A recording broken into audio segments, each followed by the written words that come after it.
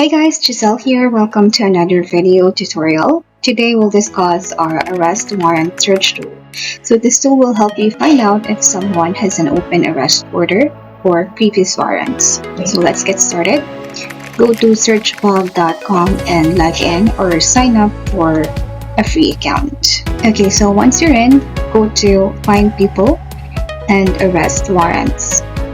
So first and last name is required, date of birth is optional.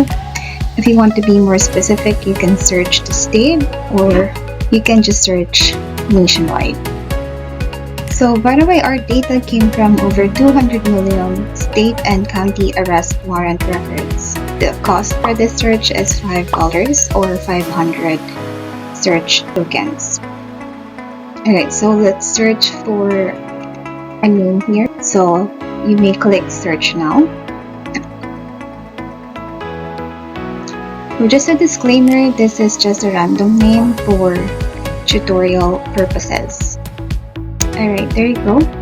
We have a lot here for William Miller.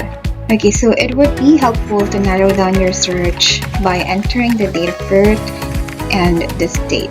So the results typically include personal details such as full name, age, race, height, weight, hair and eye color. And of course, the warrant details include offense date and type, court issuing warrant, bail amount, and last seen location.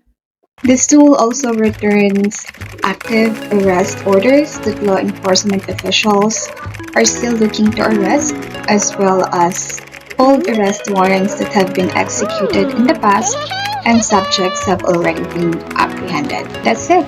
In just one click, you'll know if someone you've been talking to or someone that you're about to hire for a job has an arrest warrant record.